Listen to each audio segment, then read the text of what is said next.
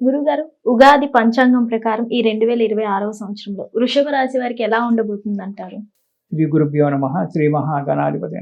వృషభ రాశి వారికి గనక చూసుకున్నట్టయితే ఈ సంవత్సరము 5 ఆదాయము, 14 ఖర్చు. ఓకే. రెండవది 4 పూజ్యము, 4 అవమానం. నలుగురు మెచ్చుకుంటారు, నలుగురు తిడతారు. సరే పోనీ ఈక్వల్ ఉంది, సరిపోతుంది అనుకుంటున్నాం. ఇక ఈ సంవత్సరం అంతా కూడా శని 11వ ఇంట మంచి స్థానంలో ఉన్నాడు వృషభ రాశి వారికి. గురువు మే నెల వరకు 2వ ఇంట ఉన్నాడు. వీడు గురువు మంచిగానే ఉన్నాడు. ఇక రేపు 2వ ఇంటి నుంచి రేపు మే 26వ తారీఖు నాడు 3వ ఇంటికి వస్తున్నాడు, ఉచ్చస్థానానికి వస్తున్నాడు. అక్కడ కూడా శివుడే మంచిగానే ఉన్నాడు. కాబట్టి ఈ వృషభ రాశి వారికి ఏ పని అనుకున్నా ఆ పని సులభంగా అవలీలగా చేసి పారేటువంటి ఒక యోగం ఉంది ఈ సంవత్సరం వృషభ రాశి వారికి. ఎక్కువగా కష్టపడకుండా ఇటు మిత్రుల సహాయ సహకారాలు, ఇటు బంధువుల సహాయాలు, ఎవరియో ఒక సహాయం దొరికి ఆ కార్యక్రమాలు నిర్విఘ్నంగా సునాయాసంగా నెరవేర్చుంటే ఒక యోగం కనబడుతూ ఉంటుంది. మంచి డెవలప్మెంట్, మంచి అభివృద్ధి ఉంటుంది. ఆశించిన దానికంటే ఫలితం ఎక్కువగా కనబడుతూ ఉంటుంది వృషభ రాశి వారికి. బంధువులు, స్నేహితుల యొక్క ప్రోత్సాహం బాగా ఉంటుంది. ఇప్పుడు ఒకవేళ వ్యాపారస్తులు ఉన్న వ్యాపారమే కాకుండా కొత్త కొత్త వ్యాపారాలకు ప్లాన్ చేయడము, కొత్త వ్యాపారాలు పెట్టుకోవడము, అందులో కూడా లాభాలు పొందడము అనేటువంటిది మనకు పడుతుంది. ఇంతకుముందు ఏవైనా కోర్టు కేసులు కానీ పోలీసు కానీ పెండింగ్లో ఉన్నట్టయితే ఆ కేసులన్నీ కూడా ఇప్పుడు సమసిపోయి మనశ్శాంతి లభించడానికి, అయ్యో నేను రేపు పొద్దున కోర్టుకు పరిగెత్తాలి, పోలీసు అనేటువంటి ఒక ఆలోచన లేకుండా అవి కొట్టివేయబడడం పరిష్కారం అయిపోయి మనకుంటుంది. ఇదే కాకుండా స్థిరాస్తులు, చరాస్తులు కొనుక్కోవడం అనేటువంటి జరుగుతూ ఉంటుంది ఈ సంవత్సరం వృషభ రాశి వారికి. స్థిరాస్తులు అంటే భూమి, ఇల్లు, ఇవన్నీ కూడా. చరాస్తులు అంటే బంగారం కొనుక్కోవడము, లేదా ఇంకా వేరే మనకి ఇంట్లో అవసరమైన వస్తువులు కొనుక్కోవడము. స్థిరాస్తులు, చరాస్తులు కొనుక్కోవడం అనేటువంటిది ఈ సంవత్సరం ఇంతకు జరిగేటువంటి ఒక మంచి ఉంది. మంచి కుటుంబంలో కూడా అందరూ కలగలుపుగా మంచిగా సంతోషంగా ఉండి హాయిగా కాలం గడిపేటువంటి ఒక రోజులు వీళ్ళకు ఈ సంవత్సరం రేపు ఉగాది నుంచి ఆరంభమవుతున్నాయి. సంతోషంగా ఉంటారు.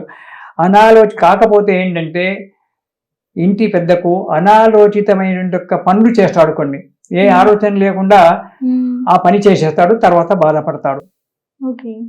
అయితే అనాలోచితమైనటువంటి ఒక పనులు చేయడం వల్ల కొన్ని కష్టాలు రావడము, కొంత డబ్బు ఇక్కడ పెట్టుబడులు ఆలోచించకుండా డబ్బు పెట్టుబడి పెట్టాయనుకో, ఆ డబ్బు రాకుండా పోవడము, మునిగిపోవడం మనం చూస్తూనే ఉన్నాము. నిన్న ఒక అమ్మాయి ఎవరో 13 కోట్ల రూపాయలు తీసుకొని పరిగెత్తింది. 1 కాదు 2 కాదు 13 కోట్లు. ఆడవాళ్ళ దగ్గర అంతా చిట్ ఫండ్ అని పెట్టి 13 కోట్లు వసూలు చేసుకుంది, పారిపోయింది. ఇలాంటి యొక్క సమస్యలు రావడానికి ఆస్కారం ఉంటుంది. కాబట్టి బాగా ఆలోచించి ఎక్కడైనా పెట్టుబడులు పెట్టేటప్పుడు మాత్రం బాగా ఆలోచించి పెట్టుబడులు పెట్టాలి. కార్యక్రమాన్ని కూడా మంచిగా ఆలోచించేసి తన మిత్రుల సలహాలను లేకుంటే తన పెద్దల సలహాలు తీసుకొని అడుగు ముందుకేసినప్పుడు చాలా మంచిగా జరుగుతుంది. అయితే ఈ అనాలోచితమైన పనులు చేయడం వల్ల కొంత డబ్బు నష్టపోవాల్సి వస్తుంది. ఇంకోటి, అధిక ప్రయాణాలు చేస్తారు వీళ్ళు. అనవసరమైన ప్రయాణాలు, అధిక ప్రయాణం చేయడం అంటే దానికి ఒక కారణం ఉండాలి. అలా కాకుండా అనవసరమైన ప్రయాణాలు, ఎవడో స్నేహితుడు చెప్తాడు ఆ ఊరికి వెళ్తే బాగుంటుంది, ఈ ఊరికి వెళ్తే బాగుంటుంది అని చెప్పి ప్రయాణం చేసినాము, వాళ్ళకు డబ్బు ఖర్చు పెట్టడం, తను డబ్బు తనుకున్నాడు. ఈ ప్రయాణాల వల్ల డబ్బు ఖర్చు కావడమే కాకుండా ఆరోగ్య నష్టం కూడా జరుగుతుంది. దీనివల్ల ఆరోగ్య నష్టం ఏర్పడుతుంది.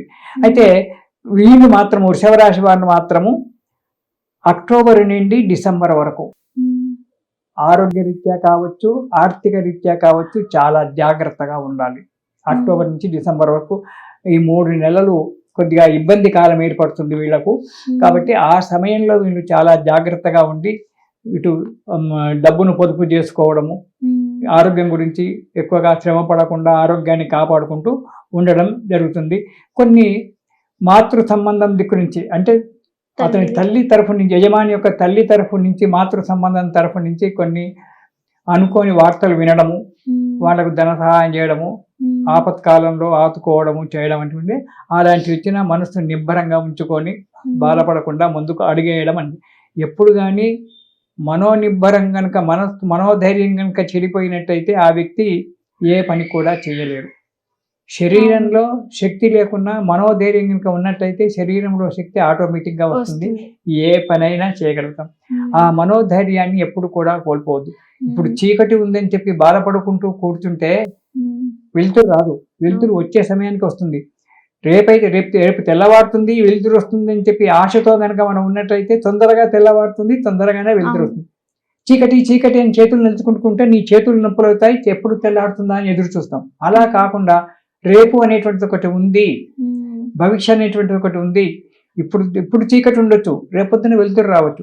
దాని గురించి ఆలోచన చేస్తూ కాలం గడుపుకున్నట్టయితే సుఖజీవనం నడుస్తుంటుంది వీళ్ళందరికీ కూడా. ప్రతి విషయంలో జాగ్రత్తగా ఉండాలి. లావాదేవీల విషయంలో కానీ ఏ విషయంలో కానీ లావాదేవీ జాగ్రత్తగా ఉండాలి. కొందరు శత్రువులు కూడా మిత్రులయ్యేటువంటి ఒక యోగం ఉంది వీళ్ళకు. ఇంతకుముందు శత్రుత్వంతో వీళ్ళని సాధించినటువంటి ఒక వ్యక్తులు ఇప్పుడు మిత్రుత్వానికి ఏర్పడి మళ్ళీ దగ్గర వచ్చి ఉంటారు. కానీ అందరినీ నమ్మడానికి లేదు, జాగ్రత్తగా వాళ్ళను ట్రీట్ చేసుకుంటూ పోవాలి. ఇక విద్యార్థులకు శ్రమకు తగ్గ ఫలితం ఉంటుంది. వాళ్ళు ఎంత కష్టపడతారో గంతే ఫలితం. పావు కిలో బియ్యం పోసి కిలో అన్నం కావాలంటే కాదు. కాబట్టి వాళ్ళు ఎంత కష్టపడి చదువుతారో దానికి అనుకున్నటువంటి దానికి మాత్రమే ఫలితం వస్తుంది. కాబట్టి విద్యార్థులు అన్ని విధాలలో కష్టపడాలి. వ్యాపారాలకు అభివృద్ధి మంచిగా చాలా బాగా ఉంటుంది. మన వ్యాపారస్తులకు డెవలప్మెంట్ బాగా ఉంటుంది. కొత్త వ్యాపారాలు పెట్టుకోవడము, కొత్త వారితో పార్ట్నర్షిప్లు పెట్టుకొని ముందుకు అడిగేయడము, ఇవన్నీ కూడా మంచిగా దొరుకుతాయి వ్యాపారస్తులకు. ఇక విదేశాలకు వెళ్ళే వారికి మంచి సమయం.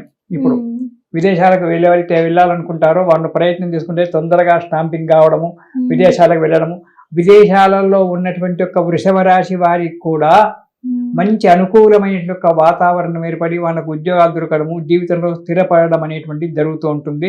విదేశాల వారికి కూడా తొందరగా ఉద్యోగాలు దొరకడము, ఇలాంటివన్నీ కూడా జరుగుతాయి. అనుకున్న పనులన్నీ కూడా వృషభ రాశి వారికి ఈ సంవత్సరంలో నెరవేరడానికి మంచి ఆస్కారం ఉంది.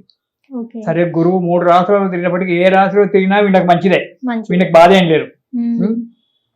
కాకపోతే కేంద్ర ఉద్యోగస్తులకు మాత్రము, సెంట్రల్ గవర్నమెంట్ ఉద్యోగస్తులకు మాత్రము ఎప్పుడు ట్రాన్స్ఫర్ అవుతుందో తెలియదు. అది కొంచెం జాగ్రత్తగా ఉండాలి.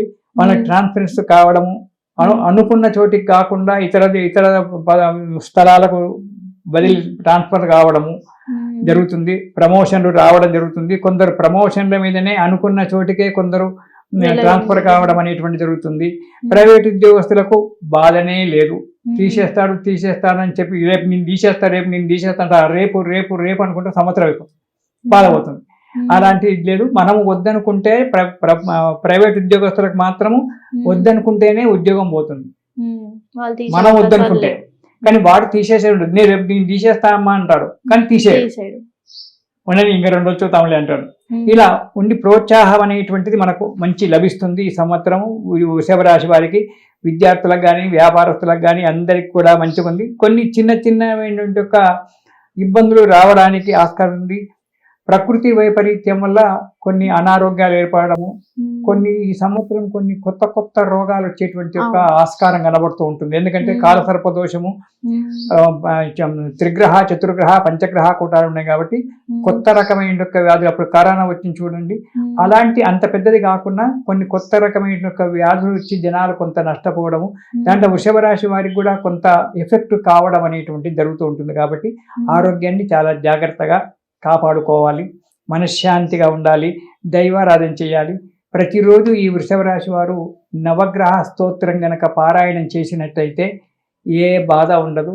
నవగ్రహ స్తోత్రంతో పాటు వీడంతా కూడా దుర్గాదేవి స్తోత్రాన్ని కూడా పారాయణం చేస్తే అన్ని కష్టాలు పోయి సుఖంగా సంతోషంగా మళ్ళీ ఉగాదికి ఆనందంగా కలుస్తారు. ఇది శుభం.